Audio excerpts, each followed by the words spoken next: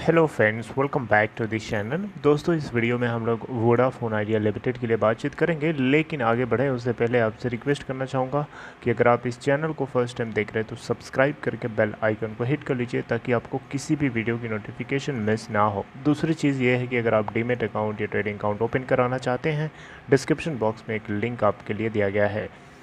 दोस्तों, अगर हम बात करें वोडाफोन आइडिया लिमिटेड, तो लास्ट ट्रेडिंग सेशन में अगर आप देखें तो ये लगभग आपको ये 6.30 के ऊपर क्लोजिंग दिया। अगर हम ओपन प्राइस की बात करें 6.45 था।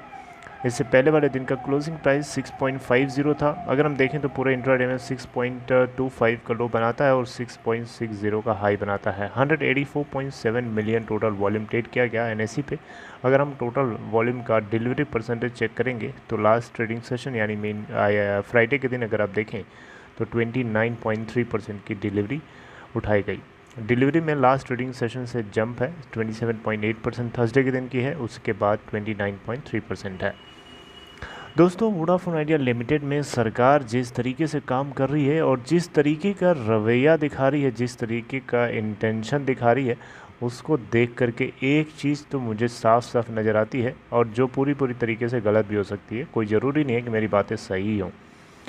देखिए, मुझे ऐसा लगता है कि सरकार जो है यहाँ दो डबल माइंड गेम खेल रही है। मतलब एक जगह से चाह रही है कि उसका वोट बैंक भी सही रहे, और दूसरी दूसरी साइड चाह रही है कि वो लोगों की नज़रों में अच्छा रहे, ताकि लोग इस तरीके से देखें कि सरकार ने इस कंपनी को बचाने के लिए कोई कमी नहीं छोड़ी है। सरकार के पास जो ऑप्शंस थे, सरकार ने कोशिश की बचाने की, और सरकार जो है कामयाब नहीं हुई, तो उसमें सरकार की कोई गलती नहीं है। देखिए, सरकार के जितने लोग हैं, जैसे telecom regulatory authority of India, try सरकार के अंदर ही आता है, सरकार के बाहर नहीं आता है। तो ट्राई का डिसीजन अलग नहीं होना चाहिए सरकार के डिसीजन से। मुझे लगता है कि आप मेरी बात समझ रहे हैं। सरकार का जो सेंट्रल गवर्नमेंट का डिसीजन होगा, वही डिसीजन ट्राई को भी मानना पड़ेगा ना।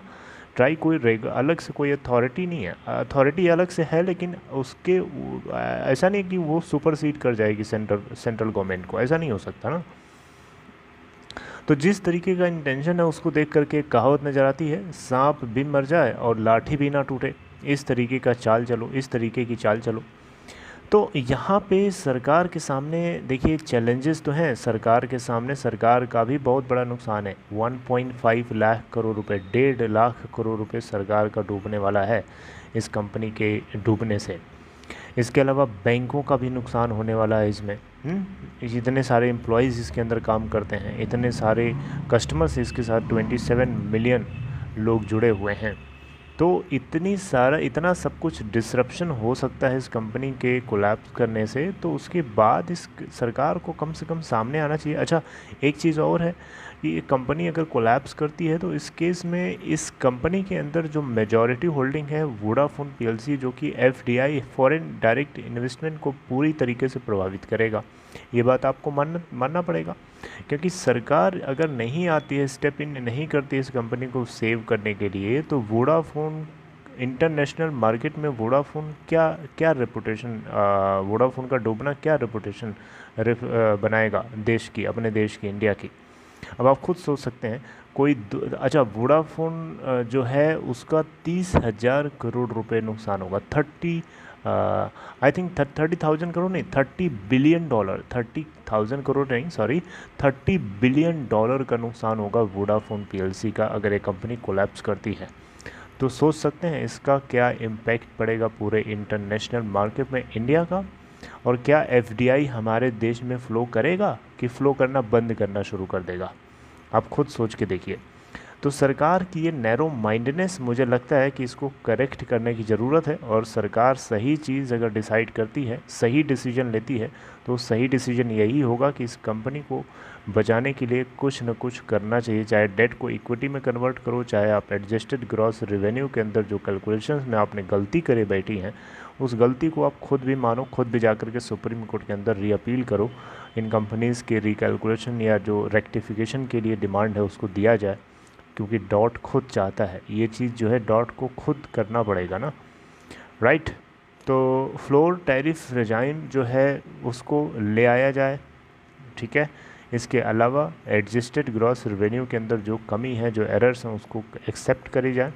इसके बाद भी कुछ रिलीफ की ज़रूरत है। अगर थोड़ा बहुत रिलीफ अगर मिल जाता है तो सरकार के अलावा जो इसके कंपनी के को प्रमोटर्स हैं वो खुद चाहेंगे इस कंपनी को रन कराना, वो तो चाहते हैं, लेकिन वही दिक्कत आ जा रही है कि आपसे अगर आप अगर मान लो 25 रुपये की कहीं चाय पीने जाते हो और आपसे वो 25 रुपये की जगह पे सीधे अगर 30 रुपये मांगता है तो 5 रुपये के लिए भी आप लड़ पड़ते हो कि 5 रुपये ज़्यादा क्यों मांग रहे हो, लूटने चल रहे हो, है ना। आप क्वेश्चन करने लगते हैं ना, तो 5 रुपये के लिए जब आप लड़ सकते हैं तो यहाँ तो करोड़ों करोड़ों रुपए का मामला है, और 1 करोड़ का नहीं, हज़ारों हज़ार करोड़ का मामला है। तो इसीलिए कोई अपनी मेहनत का कमाया हुआ पैसा 1 रुपया भी नहीं जाने देता है, और यहाँ कोई 1,000 करोड़ से 25-25 हज़ार करोड़, 26-30 हज़ार करोड़ रुपए क्यों जाने देगा। सोच के देखिए ज़रा, ये बात सरकार को सोचनी चाहिए, सरकार को फील करना चाहिए। मुझे लगता है कि समझदारी इसी में है। बाकी जो कुछ होगा हम लोग डिस्कस करेंगे आगे आने वाले वीडियोस के अंदर। कंपनी के Q1 के रिज़ल्ट को भी आज अनाउंस किया जाना था दोस्तों, हम लोग उसको कल डिस्कस करेंगे। Take care, see you next time.